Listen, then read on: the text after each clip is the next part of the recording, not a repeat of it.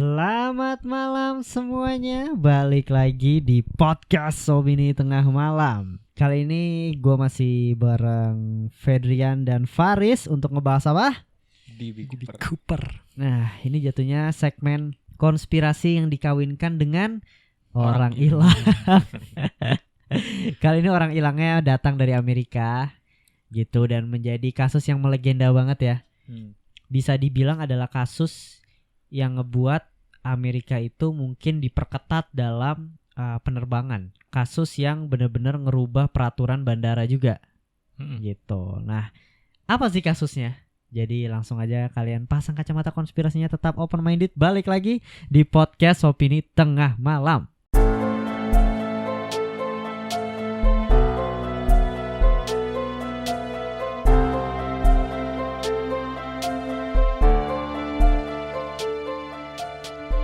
Nah, para pendengar, apa kabar? Semoga kalian pada sehat-sehat selalu dan semoga di bulan puasa ini ya, puasanya pada lancar gitu. Amin.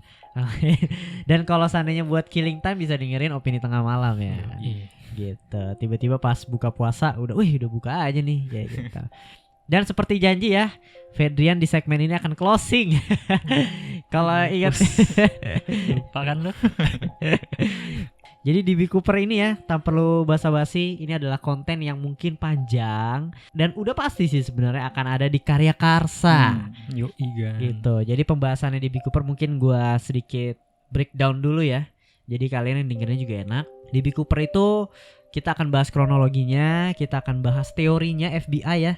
Akan bahas reka adegannya, kenapa nih orang bisa hilang, karena bener-bener misterius banget, terjun dari pesawat dan gak pernah ditemuin lagi. Dan di Karya Karsanya tentu kita akan memberikan teori-teori sebenarnya DB Cooper ini kemana. Apakah ada suspek orangnya, siapa sebenarnya DB Cooper, atau sebenarnya dia udah mati emang.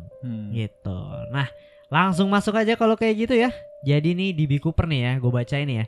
DB Cooper itu pria tak teridentifikasi yang membajak pesawat Boeing 727. Jadi penerbangan itu dari Portland, Oregon menuju Seattle, Washington, Amerika pada 24 November tahun 71 gitu. Dia meminta $200,000 sebagai tebusan dan kemudian menghilang setelah dia melakukan terjun payung dari pesawat. Kemana DB Cooper? Keren ya, kayak di film-film. Iya, kayak jadi dia tuh naik pesawat gitu, ngebajak pesawat, bilangnya ada bom, minta tebusan uang, dan dia pakai parasut keluar dari pesawat yang lagi terbang dan gak pernah ditemuin. Mungkin make sense ya tahun 71. Nah, sampai saat ini kasus ini menjadi satu-satunya peristiwa pembajakan pesawat tak terpecahkan dalam sejarah penerbangan Amerika Serikat. Dan ini juga menjadi Amerika itu adanya polisi penerbangan. Kalau kalian nonton nonstop, jadinya ikut gitu ya. Yes. Setiap ada penerbangan ada satu polisi yang kita nggak tahu sebenarnya, nyamar gitu. Gue nggak tahu di Indonesia tuh sebenarnya ada nggak sih polisi penerbangan? Tahu dah. Kayak misalnya mungkin kalau maskapai yang luar negeri gitu kayak AirAsia gitu mungkin ada kali ya. Mungkin gitu. Kayak yang udah gede-gede mungkin ada kali ya. Iya ada. Mungkin kalau seandainya polisi-polisi gitu ya. Apa emang udah ada semua kali ya? Nggak tahu udah gue. Lu pernah nemuin ya kira-kira gitu kira-kira di pesawat tuh ada nih kayaknya polisi nih. Belum sih. Belum. Kayak nebak-nebak gerak-geriknya. Atau kawan-kawan kita kali pura-pura pura-pura mencurigakan kali ya. Pura-pura jadi polisi. Tapi di Indonesia emang ada ya yang kayak ngancem bom? Ada. Indonesia tuh pernah ada, Fer. Pernah ya? Itu pernah jadi apa ya? Dunia tuh pernah tersorot banget sama kasus yang pembajakan pesawat Garuda apa ya? Gue lupa maskapainya. Udah lama banget tahun 1900-an. Dan itu berhasil disergap. Tapi nggak lagi terbang ya, pas lagi di darat. Gitu. Nah, gue lupa tuh. Nanti kalian bisa komen-komen tuh untuk kisah yang itu. Nah, jadi ini jadi kasus penerbangan yang nggak pernah terpecahkan, teroris gitu. Dan DB Cooper tuh sebenarnya bukan nama asli. Jadi tersangka membeli tiket penerbangan atas nama Dan Cooper. Tapi karena masalah pencantuman dalam pemberitaan media, ia dikenal sekarang dengan nama DB Cooper. Itu lebih tepatnya karena salah satu wartawan awal, kayak wartawan baru kerja, salah nulis gitu di media. Tapi malah kok jadi eye catching, ear catching nih kayaknya nih. Jadi namanya DB Cooper. Lebih keren sih, lebih misterius. Ya, padahal dia mencantumkan disebutnya namanya Dan Cooper gitu. Nah, teori bermunculan akhirnya. Mulai dari para ahli sampai orang awam pun berteori kemana sebenarnya Dan Cooper ini pergi. Nah, jadi kayak gitu. Sampai sekarang tuh FBI pun masih bingung dan belum Bener. terpecahkan. Kasusnya tuh kayak buka tutup gitu loh. Dari tahun 1900-an sampai sekarang pun gitu. Iya. Dan menurut gue udah sulit juga sih. Sekarang pun juga udah di close sih gue baca. Udah Dari benar-benar tahun ditutup. 2016 kalau nggak salah. Udah ditutup. Kecuali kata dia lu punya suatu lead dari uangnya, nomor serinya kayak lu ketemu di mana, baru dia mau ngelanjutin Udah lagi. terlalu lama kali ya. Iya, karena memang apa yang dicurinya apa yang dimintai kan $200.000 ya. Hmm. Dan gue baca katanya biaya buat nyarinya itu sampai 2 juta apa $2 juta deh.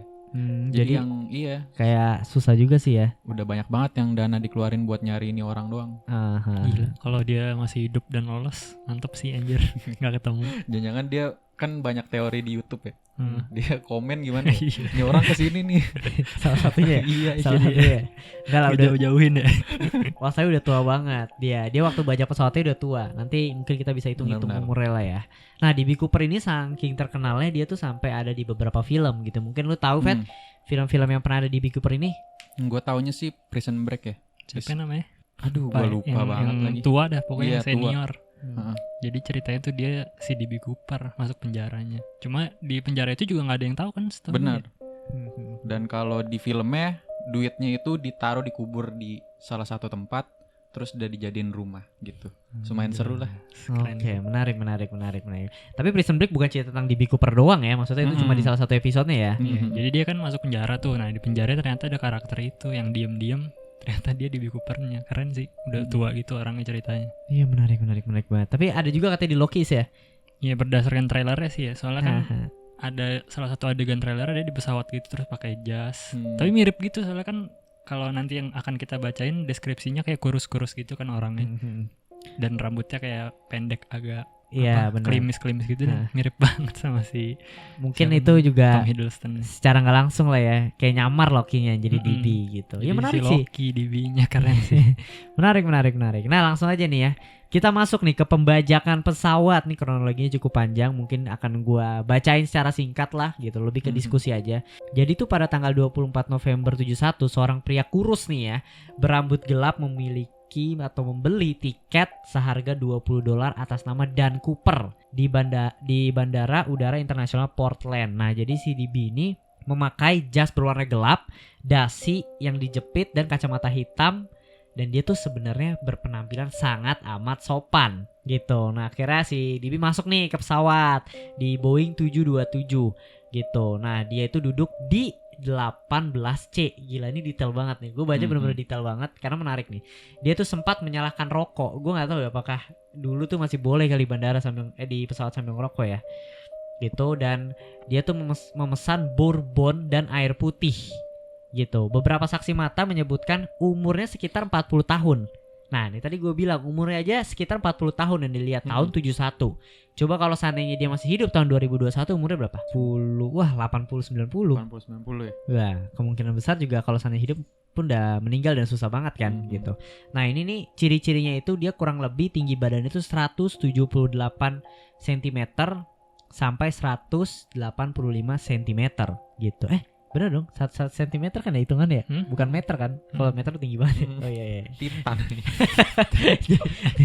Tintan berubah. Ada anjing di Cooper. Nah, akhirnya pesawat lepas landas nih pada jam 14.50 waktu setempat. Si DB ini manggil nih pramugari. Kayak asik. Neng. Cooper Kun. Enggak. Dia manggil pramugari. Nama pramugarinya itu kalau nggak salah namanya Safner gitu. Dia tuh ngasih kertas nih DB ngasih kertas ke pramugarinya untuk dibaca. Itu ada tulisan atau notes. Tapi pramugarinya ini dikira itu kayak flirting gitu. Kayak ya udahlah biasa dia. Laki-laki minta nomor atau ngasih nomor gitu. Si DB nyadar nih, kok nggak dibuka-buka kertas gue. Kayaknya kertas gue kenapa nggak dibuka-buka nih? Kira dipanggil lagi. Kalau nggak salah tuh si DB ngomong, Nona coba buka kertasnya gitu. Gua bawa bom di sini gitu. Kurang lebih itulah. Kira dibuka kertasnya bertuliskan gua bawa bom sekarang dan duduk tolong di samping gua. Katanya si DB Cooper kayak gitu. Nah si DB ini akhirnya si pramugari ini nurutin nih duduk di samping DB. DB tuh akhirnya minta permintaannya DB itu $200,000 4 parasut. Kira mau minta candi ya. Itu candi. 1000 candi ya 1 malam. Plotis banget aja. Cuma kalau di Indonesia. Itu kalau di Indonesia sih. Enggak, dia minta 200.000 US dollar. Itu gue lupa nominal kalau di Indonesia di Tapi rupiah. itu zaman dulu juga pasti. Kalau zaman sekarang kayak mahal banget deh. Maksudnya gede. Gue baca sih 3 miliar katanya. 3 miliar rupiah atau 3 miliar US dollar? 3 miliar kalau di Indonesia. Indonesiain. Berarti tahun segitu Riz 3 Tahun miliar. segitu 3 miliar. Tahun 1971. Nah, terus Nah. gua konversiin sih ke sini jadi 28 miliar. Anjir. Kalau tahun sekarang ya. Kalau tahun sekarang. Intinya berarti dia minta 200.000 US dollar dengan pecahan 20 dolar. Keren sih. Nah, itu. ini nanti gue bakal kasih tahu kenapa dia minta kayak gitu dan detailnya. Terus dia minta 4 parasut gitu. 1 truk, ya kan? Ya, 1 truk bahan bakar. Satu Buat isi truk bensin. satu truk bahan bakar untuk isi bensin. Isi bensin Gitu. pesawat. Bayangin ya, ancaman dengan dia bawa bom dan dia tuh minta dia ngebuka kopernya dan bener bawa bom. Gitu. Jadi pramugarinya satu lagi dipanggil tuh, namanya Tina Tun. Enggak lah. Tina gitu, dipanggil lah. Terus dikasih lihat juga kopernya dan bener ternyata koper itu isinya bom. Diturutin lah si pramugarinya ngomong nih ke pilotnya kalau seandainya ada ancaman bom. Nah, tapi si polisinya langsung ngubungin ke bandara terdekat, gue lupa nama bandaranya. Itu dia langsung FBI, polisi udah siap tuh di situ. Ada apa namanya? Penembakan jarak jauh tuh, penembak jitu, kayak gitu-gitulah udah disiapin. Akhirnya tuh dia sambil ngabisin bahan bakar, muter-muter tuh pesawatnya di atas gitu. Dan si DB-nya si pilotnya pun ngomong ke orang-orang di dalam situ kalau seandainya ada gangguan apa gitu ya, masalah teknis gitu ya. Kalau nggak salah, akhirnya dia harus mendarat di kota terdekat. Nah, itu penumpangnya tuh nggak ada yang tahu. Katanya si DB ini dia tuh pas tadinya kan dia nggak pakai kacamata hitam tuh, dicopot. Ini nggak penting sebenarnya fakta ini ya. Dipanggil pramugarinya, terus minta ancaman, pilotnya ngabulin, terus dia pakai kacamata hitam dan dia mesen lagi makanan dan dia bayar makanan itu. Dia bayar tipsnya. Makanya tuh pramugarinya juga sampai bingung, ini orang bener-bener sopan banget. Maksudnya nggak ada teroris yang kayak gue bakal jatuhin pesawat ini, gue bakal matiin lu semua yang kayak ancaman. Tapi dia nggak. Kenapa gue harus kayak gitu? Ibaratnya kalau dia lebih cool, tenang, sopan gitu loh. Dan kayaknya emang tujuan dia ngambil duit dan melarikan diri menurut gue gitu. Tapi kayaknya ada alasannya dia pakai kacamata deh kalau menurut gue. Kenapa? Soalnya kan mungkin pas pertama kali yang mesen makanan gitu kan, misalkan gue jadi pramugarinya, gue nggak bakal ingat muka lu gitu. Tapi ketika lu udah bilang gue bawa bom, gue pengen duit segini-gini, pasti kan orang otomatis kayak ngapalin muka lu kan. Makanya dia langsung pakai kacamata kali biar matanya nggak kelihatan pas dideskripsiin sama polisi. Oh gitu iya kan. iya. Oh iya benar. Jadi dia fokusnya pas udah pakai kacamata ya. Oh jadi gila, kan gila. biasanya kan orang baru merhatiin bener pas udah serius gitu loh. Mungkin gitu kali ya. Mungkin. Benar-benar. Tapi menurut lu gimana tingkahnya dia nih? Udah kayak bener-bener orang yang emang niat mati apa terencana atau gimana? Menurut gue ini adalah salah satu orang yang smart dan terencana. Iya, makanya kayak di film kayak apa, stuff from the movies gitu loh, kayak bener-bener di film gitu. Kayak cerita bikinan orang tapi di dunia nyata nih orang beneran Nyantai gitu. banget pokoknya gerak-gerik ya. Kayak udah tahu dia mau ngapain aja, harus mau minta apaan aja, rencananya bakal kayak gimana gitu, keren. Dia tuh maksudnya nggak ngancam pramugarinya, lu kalau nggak ngabulin gue bunuh lu ya gitu. Nah katanya di tahun segitu, tahun 71 itu sangat-sangat amat mungkin lu bawa senjata, lu bawa bom, lu bawa narkoba masuk ke pesawat. Jadi bener-bener sebebas itu. Dan sebenarnya gue nggak tahu ya apakah saat itu juga orang mikirnya positive thinking aja, lo orang ngapain sih gitu loh, mau teror apa sih kayak gimana, apalagi habis perang kan, mungkin habis perang jadi kayak sedikit sulit lah gitu. Dan DB masuk nih. Nah selanjutnya nih akhirnya pesawatnya turun mendarat. Nah dia pengen tuker lah intinya. Dia minta tadi 200.000 US dollar, pecahan 20 dolar dimasukin ke dalam tas. Dimasukin ke dalam tas. Dan uangnya itu juga FBI pinter ya, dikasih nomor seri ya. Jadi kalau seandainya uang itu dipakai untuk transaksi itu bisa ketahuan. Nah uangnya kemana aja dan lain sebagainya. Akhirnya dia minta untuk nuker semua si penumpangnya dengan uang itu. Penumpang turun, dia nyandra cuma 4 orang. 3 pilot ya. Tiga pilot cuma Tiga 2 kali. 3 kru pilot sama 1 pramugari kalau nggak salah ya. Iya, berarti ya pokoknya bukannya ya pokoknya 4 orang lah ya. Iya, krunya lah. Termasuk pilotnya gitu. Dia pengen terbang lagi ke Meksiko gitu. Nah, jadi akhirnya diisi nih bahan bakarnya pakai truknya itu kan, dikabulin Iya. gitu. Cuma ini kayaknya ngulur-ngulur waktu nih siapa? FBI atau apa gitu. Nah, si DB tuh mulai nyadar sebenarnya nggak mungkin lu ngisi tangki pesawat tuh selama ini. Iya, kata dia biasanya nggak selama ini. Gitu. Tapi emang pinter banget gak sih? Emang pinter Kayaknya gitu. mungkin dia ini kali ya. Misalnya naik pesawat dia analisis gitu ya, ngitung berapa lama ngisi bensin gitu kayaknya deh. Tapi emang juga pas di bandaranya aja pas dia mau mendarat tuh emang udah ini sih dia kayaknya pakai taktik gitu, katanya dia minta di tempat yang sepi terus terang sama pesawatnya tuh dimatiin lampunya. Oh, biar nggak ada penembak gitu dari jauh yang nembak dia katanya gitu. Oh iya, gila. Emang udah persiapin sih emang tuh. Gila, keren nih, ini keren banget sih. Ini gue suka banget nih. Nah, abis itu setelah diisi nih plan DB Cooper selanjutnya gitu. Jadi dia tuh pengen menuju ke Meksiko. Dia bilang ke krunya dia pengen terbang dengan ketinggian di bawah berapa nih? 10.000 kaki atau 3 km untuk menjamin kecepatan minimum. Dia menyuruh untuk tetap menurunkan roda pendaratan serta merendahkan sirip sayap sebesar 15 derajat. Sementara untuk menjamin ketinggian pesawat tetap rendah, dia memerintahkan agar membiarkan kabin untuk tidak bertekanan. Jadi co-pilot si William Rastazak memberikan informasi kepada Cooper bahwa rentang jarak yang dapat ditempuh pesawat itu di bawah konfigurasi Cooper terbatas sekitar 1000 mil atau 1.600 km, yang berarti mereka harus mengisi bahan bakar sekali lagi sebelum masuki Meksiko, katanya. Nah, akhirnya Cooper dan kru kokpit kemudian setuju untuk berhenti di Reno, Nevada untuk pengisian bahan bakar. Terus Cooper tuh memerintahkan agar pesawat lepas landas dengan pintu kabin belakang terbuka dan tangga yang juga terbuka. Petugas kantor maskapai di Northwest memberitahu kru pesawat bahwa hal itu tidak aman.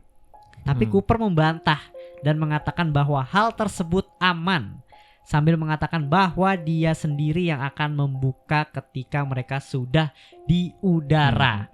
Nah, sebenarnya hal ini itu aman aja dilakuin, tapi nggak pernah juga dilakuin untuk sebelumnya gitu loh. Untuk apa juga. Dan katanya informasi ini yang membuka tadi tuh kabin dan lain sebagainya saat pesawat terbang, itu tuh nggak diketahuin di orang umum. Cuma orang-orang teknisi atau apa yang tahu tentang kalau itu tuh aman gitu. Makanya si DB tuh sekeren itu, sepinter itu, dan orang juga kaget untuk dia bilang nggak aman, tapi dia ngomong nggak aman, gue sendiri yang bakal buka kalau nggak aman. Gitu. Kayak mungkin kalau seandainya dia dibilang nggak aman, oh dia nanti pramugari yang buka gitu loh, ngancem lah pramugari suruh buka. Tapi dia sendiri yang buka. Kayak kenapa nggak dia cabut aja, bisa dapat duit $200,000 US gitu, cabut ke semak-semak atau semak-semak keluar bangun dari mimpi. Nyari semak-semak. Rencana lah, gila. Dia udah nyuruh terbang cuma 10.000 kaki. Itu kan dia udah bersiap buat terjun di tengah jalan. Iya loh, sampai sirip sayap iya, turunin 15 derajatnya derajat, anjir. tahu. Gila ya. Makanya dia, menurut gue kayak dia berpengalaman deh, antara dia emang ngerti pesawat teknisi atau pernah jadi pilot kayaknya deh. Nah, itu harusnya sih ya. Iya, entah. Mantap teori lu. Soalnya dia tahu apa? Lebih tahu daripada ininya, malah pramugarinya ya. Sih. Kayak teknis pesawatnya gitu. Yes, gitu. Pokoknya singkat cerita, akhirnya pesawat ini lepas landas lagi nih. Gitu. Dia lepas landas menuju Meksiko dan akan mau mendarat ya di Reno tadi lah kurang lebih. Nah, abis itu si DB tuh nyuruh kru pesawatnya itu untuk masuk ke toilet gitu ya. Dikunciin kalau gue salah. Ke ruang pilot ya udah. Ke ruang pilot. Terus dikunci. Ya, nggak boleh keluar lah, udah dari situ dia di situ aja stay. Nah, akhirnya tiba-tiba tekanan itu berubah. Nah, si pilot tahu ada pintu yang dibuka. Gitu. Pintu yang dibuka itu adalah pintu yang tadi aman atau enggak. Gitu. Akhirnya si DB pas pintu dibuka itu, pilot juga tahu kalau seandainya emang ada tekanan yang berubah. Dia di situ dibilang udah nggak pernah ditemuin lagi sampai sekarang. Benar. Gitu. Dan itu cuacanya itu kalau nggak salah malam berkabut Hujan. dan Iya. hujan. Iya, bener banget. Gue Gila. gelap banget lah. Dan ketika lu buka pintunya, gue lihat juga memang di deskripsiinnya tuh katanya banyak awan lah. Lu nggak bakal bisa ngeliat ke bawah gitu, cuma awan doang. Iya. Jadi pas lu loncat mah lu nggak tahu lu loncat di saat kapan. Apa gitu. apa bunuh diri ya? Ya, tapi apa udah dihitung kali ya? Maksudnya dia tahu jalur pesawatnya gitu. Apa sih Ah. namanya? Jalur penerbangan. Jadi dia tahu dia bakal lewat situ, nanti dia turun pas udah di kilometer keberapa. Oh tapi Turun gue di sini nonton gitu katanya ini Riz, dari statement si pilotnya, katanya tuh jalur yang dia ketuju ke Reno itu tuh Cino Barat. full kontrol si pilotnya sendiri. Mm-mm. Jadi Apa? Gimana? Jadi Iya, pas iya. dia mau ke Reno, yang ngambil jalurnya itu si pilotnya itu loh. Jadi si DB-nya tuh nggak tahu lewat mana.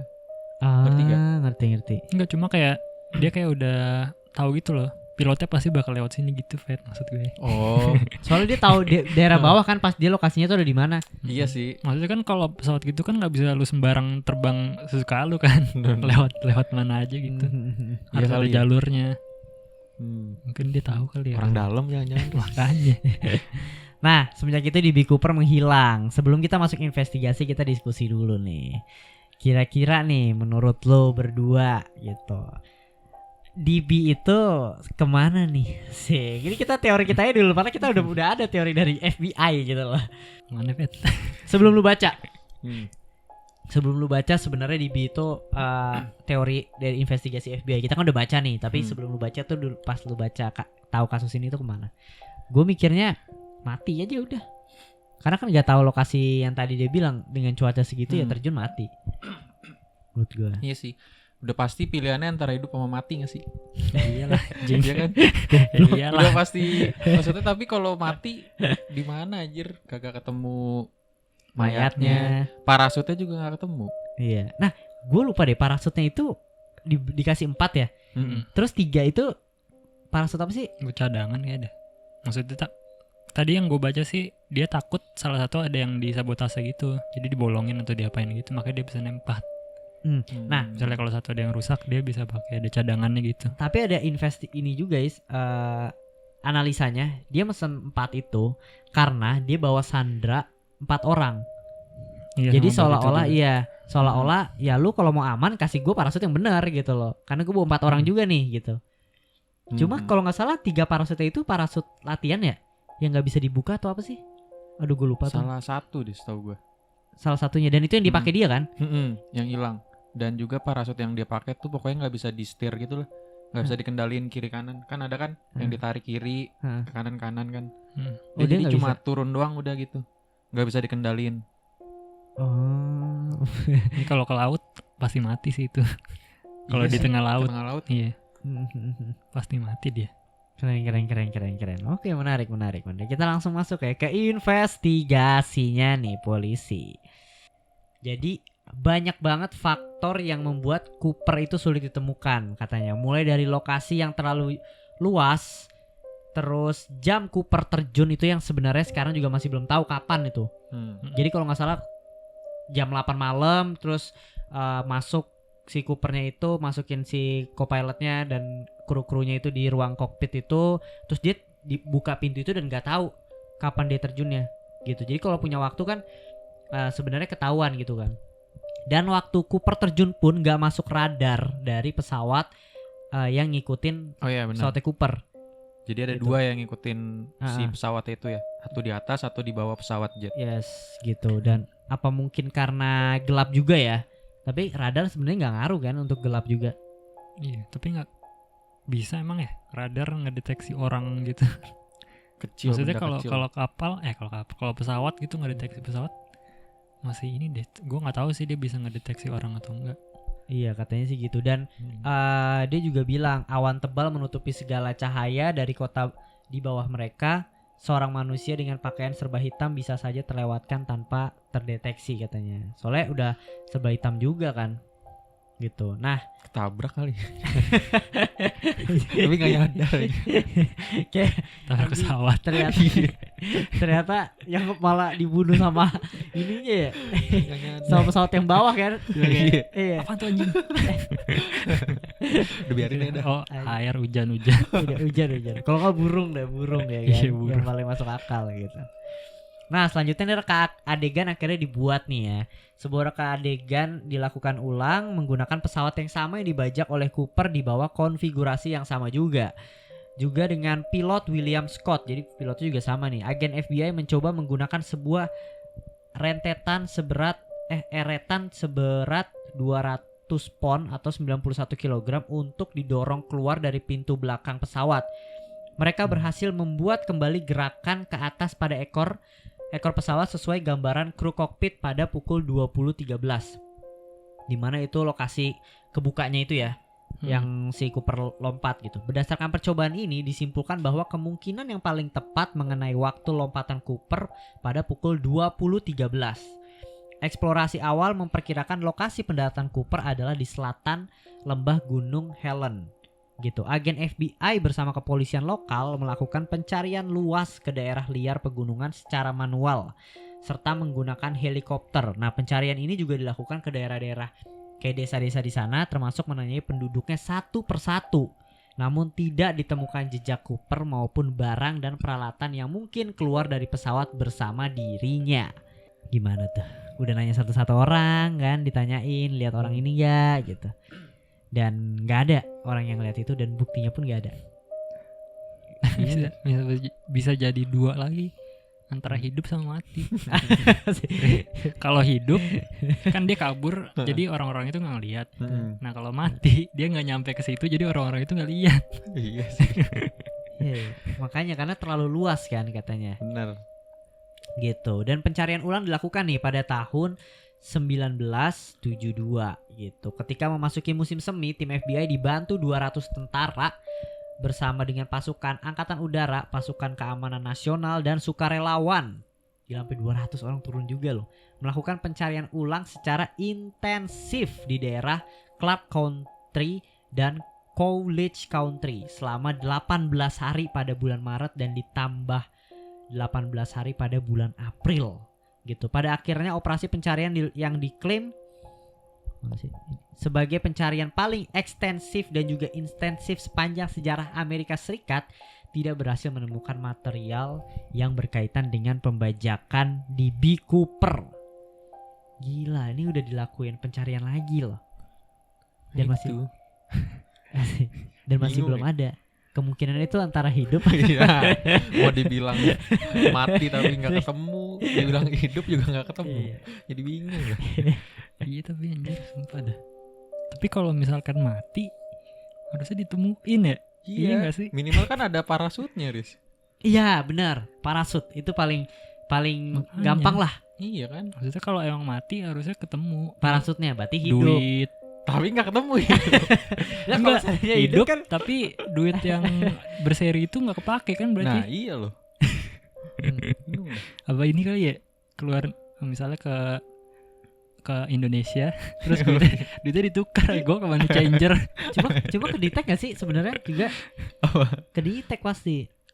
Enggak lah. Kalau udah di Indonesia. Kalau ke Indonesia apa gimana nih? Kalau ke Indonesia kan belinya nggak pakai seri itu. Oh iya bisa. Belinya nggak pakai seri itu. Pas ya. di sini baru ya. Anjing, sumpah itu teori paling mantep anjir. Ditukar duit aja money changer anjir. Money changer yang pinggir jalan. Money changer pinggir jalan anjing. Kan gitu gak kedeteksi pemerintah ya. Beli di Indonesia dia salah beli gue uang mainan anjing. Dikira money changer anjing.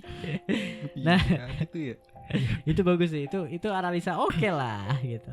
Nah, akhirnya penemuan bukti fisik baru nih ada nih pada musim gugur tahun 78. Wah, ini jaraknya udah berapa tahun ya? 7. Sebuah plakat berisi instruksi untuk membuka pintu belakang Boeing 727 ditemukan oleh pemburu rusa sekitar 13 mil atau 21 km di daerah timur Castle Rock, Washington. Gitu. Mulai ketahuan nih bukti fisiknya. Tapi kan kalau seandainya sebuah plakat berisi pintu Boeing kan ya udah kayak dibuka juga paling jatuh pintunya. Mungkin. gitu, belum tentu lokasi DB hidup apa enggak. Tapi ini yang mendukung teori ini sih Bim, DB-nya nggak selamat karena saking kencengnya angin pas saat itu. Jadi pas didorong jatuh itu ya. Jadi pas dibuka pintunya saking kenceng anginnya itu loh. Jadi plakatnya ya terbang. Jadi Dia- gimana ya DB bisa hidup gitu. Jadi kocak anjing, bayangin. Jeglek. Ah! Gak bagus aja. Gue bayangin gue udah keren loh. Cik. Asik lompat. Jadi kalau pakai teori tadi jadi kocak. Jadi teori tadi tuh kayak kita yang lihat dia sopan, tenang Udah gitu kayak keren kan. Iya. Mati gitu doang. maaf udah teriak-teriak gitu kan. Iya bisa. Nah tapi pada tahun 80 nih Februari, seorang bocah berumur 8 tahun bernama Brian Ingram sedang berlibur bersama keluarganya di Sungai Columbia. Dia menemukan 3 paket uang tebusan Cooper dalam kondisi masih terikat karet maupun sudah mulai hancur. Kayak tau gak sih uang karet yang kalau kita uang bayi itu dikaretin. Ketemu nih akhirnya. Teknisi FBI membenarkan bahwa uang tersebut adalah sebagian dari tebusan Cooper. Semua masih tersusun dalam posisi yang sama seperti yang diberikan pada Cooper. Nah, mungkin juga ini bisa diduga ya kalau nggak hidup mati ya. Maksudnya mati sih. Soalnya uangnya masih tersusun rapi. Tapi kan cuma 3 gepok. Iya, nggak sih? 3 gepok $5,000. Oh, Jadi siapa tahu kebuka dikit resletingnya terus mental. Tapi Iya, dia masih hidup. iya bisa. Iya. Iya sih. 3 gepok Dugaannya sih ke bawah sungai sih Bim. Itunya uangnya. uangnya. Jadi Oh, jatuh iya. terus ke bawah sungai. Makanya hancur kan. Ya masuk akal sih ya. Iya, Bawah sungai. masuk akal. Ini Iya belum. maksudnya cuma 3 gitu. Kalau dia mampus kayak harusnya Banyak semuanya semua. Iya sih. Iya, Tasnya benar. juga ada. Ya.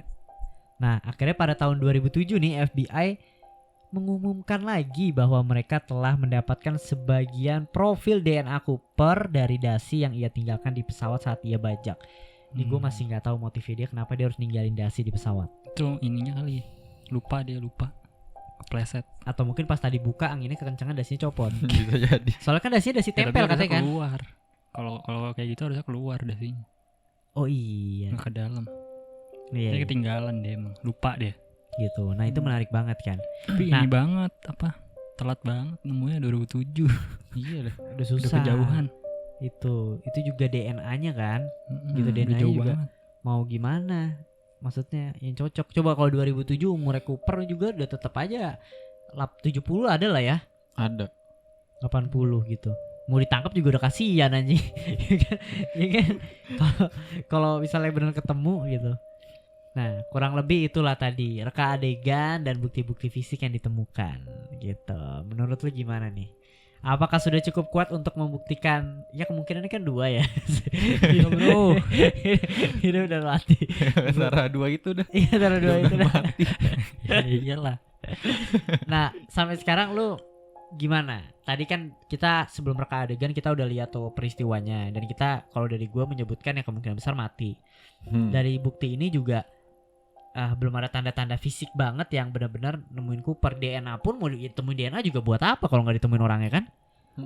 Gitu. Jadi kalau menurut gue tetap mati sih. Tapi gue pengennya dia hidup dah. Iyalah keren anjir. Bukannya menyupport kejahatan ya. Iya. Cuma keren anjir. Ya maksudnya daripada ngebunuh orang kan. Iya benar-benar setuju. Tapi maksud gue dengan teknologi yang se-advance sekarang mungkin karena kasusnya di closing Iya. juga ya. Kan di tahun 2016 ya udah di close tuh kan. Mungkin tahun 2015 sebelumnya juga kenapa dengan teknologi yang udah se-advance sekarang masih belum ketemu, maksudnya belum ada kesimpulan konklusi yang bener-bener itu DB bisa ngelakuin itu, mati atau hidup gitu. FBI bilang mati kan nggak salah ya. Tapi mati pun juga dia masih belum tahu gitu. Kemungkinan besar mati tapi mayatnya nggak ada. Secara logika harusnya mati. Gitu. Iya, Tapi cuma nggak bisa ditemuin udah terlalu lama. Iya loh. iya gue setuju. Udah hilang semua. Gila, menarik banget kan. Itu tadi kita udah bahas reka-reka Lu adegannya. masih hidup atau mati bro? Iya, dia mau mati. Gue hidup dah. Harus hidup. Masih hidup ya. Anjing, iya Kenapa juga sih, sih. Kat? Cuma kok gue herannya itu doang sih. Kalau mati hilang semua. Iya. Harusnya ketemu pasti di laut atau di mana gitu. Iya. Di daerah Masuk. mereka kan udah nge-recreate kan tuh pakai pesawat, pakai dorong barang 200 pound. Kan mereka jadi harus tahu gitu semana. Kira-kira dia ada di mana gitu. Harusnya ketemu pasti. Minimal parasut Kalau Haris. mampus. Plakat Ya, aja cuma kan kalau ditemuin orang. benar-benar. Kalau dia mati harusnya parasutnya masih Iya, masih parasut kan ngambang gede kemana banget, gitu anjir. ya. Berarti dia emang Hidup. Yes. berarti parasutnya Gila, emang gila. diambil lagi ya. Iya.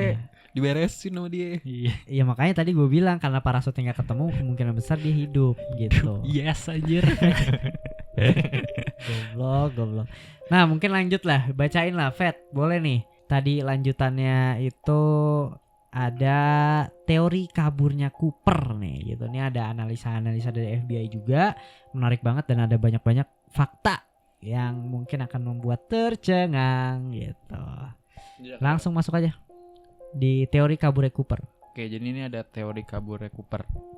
Agen FBI berteori bahwa dia mengambil nama samarannya dari sebuah seri komik populer Prancis tahun 1970-an yang memiliki tokoh bernama Dan Cooper, seorang pilot angkatan udara Royal Canadian yang sering ambil bagian dalam berbagai petualangan heroik di udara, termasuk terjun payung.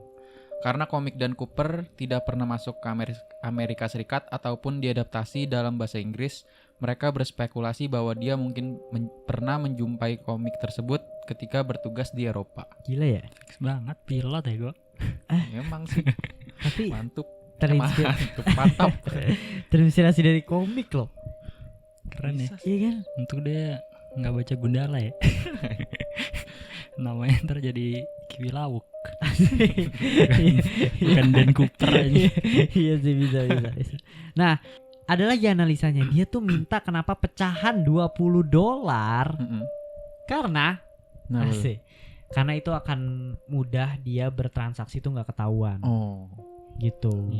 Iya. Jadi pinter banget dia sampai memikirkan itu. Kalau dia mintanya pecahan, ibaratnya kalau di kita 100.000 semua kita punya duit 100.000, dikit-dikit belanja 100.000. Nah itu kan bisa jadi kecurigaan. Apalagi kalau misalnya dia mau beli rumah cash, dia mau naruh di bank misalnya.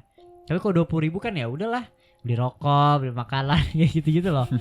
Iya, fix banget. Dia nuker di money changer dikit-dikit ya gue. bisa jadi sih. Iya makanya itu menariknya tuh kayak gitu. Nah selanjutnya Is, baca lagi nih. Cooper juga tampaknya cukup lazim dengan pesawat Boeing 727. Yang tadi nih. Ya. Nah jadi Cooper itu kayak udah mengenal gitulah yang Boeing jenis 727.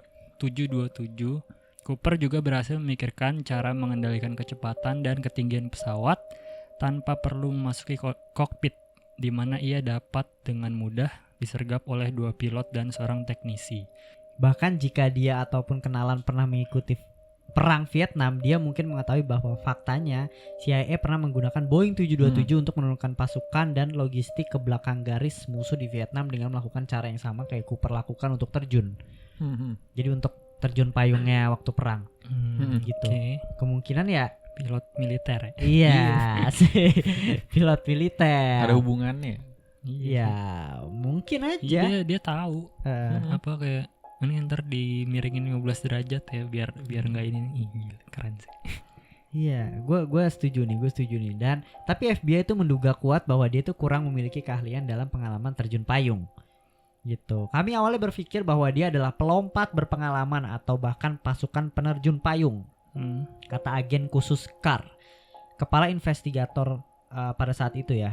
Nah, setelah beberapa tahun kami menyimpulkan bahwa hal tersebut tidak benar. Tidak ada penerjun payung yang berpengalaman yang akan melompat di kegelapan malam di tengah hujan dengan angin kecepatan 200 miles per hour. Yes, miles per hour yang menerpa wajahnya dengan hanya mengenakan pakaian santai dan jas hujan tentara itu. Itu sangat beresiko. Dia juga melewatkan beberapa parasut cadangan hanya untuk pelatihan. Sesuatu yang tidak akan terlewatkan oleh orang berpengalaman. Dia juga tidak meminta helm dan memilih menggunakan parasut yang lebih tua. Katanya gitu. Ya, tapi maksud gua meskipun lu berpengalaman pun ketika lu nyuri duit dan udah mau ketangkep ya, itu kan lu emang harus terjun, bukan karena itu juga kan hal cuaca ya. Dia jadi mungkin pas udah anjing hujan lagi. Mau gimana? Kaget ya? Kayak Iya. di luar ekspektasi gitu ya? Iya kan pas udah jalan anjing hujan lagi. Ini kali ya, kan lagi nyantai atau ada geluduk langsung. Makanya disuruh masuk tuh ya. Udah lu masuk deh. Lu masuk ke kokpit sekarang gitu Iya, ya. maksudnya meskipun dia berpengalaman dan tahu kemungkinan sulit, tapi kan emang dia harus terjun di saat itu gitu loh. Iya, maksudnya hujan Kalau gua bukan ketangkap. ya, hujan kan di luar prediksi dia. Anjing kocak anjing. Anjing. Hujan goblok. Udah hujan kan petir lagi takut ya. Ketabrak dah ini. Nah, asumsi lainnya nih. Asumsi lainnya berasumsi Cooper ini bukanlah anggota pasukan penerjun payung, melainkan seorang veteran angkatan udara. Carr percaya bahwa dia mungkin pernah bekerja di pesawat kargo, sebuah pekerjaan yang akan memberikannya pengetahuan dan pengalaman di bidang penerbangan. Dan juga karena pemuat kargo bertugas melemparkan kargo keluar dari pesawat. Mereka mengenakan parasut darurat mencegah jika mereka terjatuh dari pesawat, sehingga dapat membekali Cooper mengenai cara kerja parasut. Tetapi tidak cukup pengetahuannya untuk selamat dari lompatannya. Jadi dia kayak petugas kargo gitu yang suka ngelempar-lemparin kargo pakai parasut kayak gitu. Nah, iya. Make sense sih. Jadi dia tahu kalau dibuka pas lagi terbang ya nggak apa-apa. Karena Iya. kargo kan harus dibuka buat jatuhin barangnya. Yes, itu menarik banget. Kata dia juga melompat ke alam liar tanpa rencana, tanpa peralatan yang tepat di kondisi cuaca yang buruk. Dia bahkan mungkin tidak memiliki kesempatan membuka parasutnya, kata si Carr ini. Bahkan jika dia memang berhasil mendarat dengan aman, hampir tidak mungkin bertahan hidup di daerah pegunungan tanpa lokasi pendaratan yang telah ditentukan sebelumnya. Di mana hal tersebut membutuhkan perhitungan yang sangat tepat dan kerjasama dengan para kru. Tapi Carr menurut gue itu hanya asumsinya dia ya. Karena gue yakin Cooper udah lebih tahu lah resikonya. Iyalah, udah lagi ongkang-ongkang kaki dia Iya anjing lagi dengan duit curiannya. $20 ya. Miliar. Buset. Gila. Itu sih. Itu kurang lebih Carr, prediksinya si Carr ini, dan dia bilang sih ya nggak mungkin Cooper bisa selamat gitu. Tapi menurut gua ya ini ada kemungkinan possibility dia hidup juga sih dengan gak adanya ditemuin parasut dan lain sebagainya. Sedangkan reka adegan pun memungkinkan untuk orang itu sampai terjun tuh sangat mungkin. Yang mereka nggak bisa prediksi adalah ketika dia terjun kan. Bertahan hidupnya ya. Bertahan hidupnya bisa apa enggak gitu. Itu sih. Ya kurang lebih itu pembahasan DB Cooper kita ya. Sebelum kita masuk ke karya Karsa, tentang siapa nih dugaan-dugaannya nih? Iya, tersangka-tersangka yang dicurigai Yes. identitas aslinya DB Cooper. Itu siapa aja? Gitu. Apakah ada orang Indonesia di sana? Yoi, Selamat Raharjo ya? Itu siapa ya? Ini kan. Gak tahu. Aduh. Ngasal aku. Itu kayaknya Selamat Raharjo tuh ini bukan sih yang ngubur dukun? Oh bukan ya? Bukan ya? Itu mah Ahmad Suraji. Oh iya, Raji ya. Oh iya, benar. Kurang lebih kayak gitu. Mungkin tanggapan dulu lah sebelum masuk ke karya Karsa. Gitu. Kita kan udah bahas DB Cooper nih secara teori dan lain sebagainya. Kemungkinannya kan dua. Kemungkinannya dua. Hidup atau mati kan. Padahal kita juga gitu ya. Iya. Pokoknya kemungkinannya dua, hidup atau mati kan. Jadi kita bahasnya itu aja. Dia hidup atau mati. Dari semua fakta yang udah kita ajukan gitu. Dari gua tetap sih gue pengen mati sih. Walaupun gue pengen dia hidup tapi kemungkinannya kecil. Iya, cuma janggalnya itu doang. Kalau dia mati tuh pasti ditemuin. Tapi duitnya tuh gak ada yang digunain kan? Apa ada ya di kasino katanya ya? Nggak tahu. Cuma kan kalau kayak tadi bisa kayak emang dia nggak punya duit buat beli tiket inian. Iya sih. Maksudnya pakai duitnya dia dulu gitu. Pergi ke luar negeri. Duit gue dulu dah. Rembers ya. Iya. Atau enggak kayak gini, apa kalau orang kayak gini, lu udah 10 ribuan dulu gak? Oh, iya. Ada gak lu udah 10 ribuan dulu? Kayak gitu. Tapi nomor serinya nggak sama semua kan? Atau sama semua atau Ya, kayak harusnya kan berurutan. kayak berurutan. Iya. Cuma kayak tadi lu beli tiket pakai Iya bukan sih. duit yang tadi tuh yang 28 miliar, beli tiket misalnya ke Thailand. Di Iya, Thailand tuker kasih duit. ya. Iya. Udah dah. Bisa. Ya atau Nggak mungkin tahu sih, cuma teori sensasi sih. ya. Kayak gitu. Nah, akhirnya nih banyak banget orang-orang yang mengaku dia DB Cooper. Katanya gitu. Amerika sempat kena teror gitu kalau orang ngaku kayak nge-emailin atau ngasih surat gitu kalau dia DB Cooper gitu, gue masih hidup, gue lagi lengkang-lengkang kaki lah atau apa Selalu ada sih kayak gitu ya. gitu. Banyak. Zodiac juga seingat gua ada tuh yang kayak gitu. Nah, banyak banget orang yang mengaku DB Cooper sampai FBI pun bingung. Dia tuh punya 1000 apa 100 suspek dugaan orang yang akhirnya kefilter jadi 24 orang. Dan kefilter lagi jadi semakin dikit. Gitu. Kita mikirnya wah pasti ketahuan nih suspek ini siapa gitu. Nah siapa aja suspeknya dari 1000 ya nggak mungkin baca 1000 sih. Ya pokoknya yang paling possibility lah ya. Iya. Paling besar, paling dekat untuk DB Cooper bisa langsung kalian saksikan di Karya Karsa sekarang yuk. Asik. Gitu. Nah Fedrian closing nih. Apa lu mau closing di Karya Karsa nih yang bayar doang nih? Khusus yang tahu? Karya Karsa aja. Asik banyak alasan lah. Nah siapa tahu orang udah beli masih nggak closing juga. Anjir. Pokoknya beli Fedrian closing lah gitu. Harganya murah lah intinya ya sih. Kayak gitu aja sih ya. Langsung aja deh kalau kayak gitu masuk ke Karya Karsa. Dan buat kalian yang dengerin mau dengerin di Karya Karsa bisa langsung aja dengerin. Dan buat kalian yang pengen dengerin ini doang juga nggak apa-apa gitu. Berarti sampai ketemu di episode berikutnya. Bye.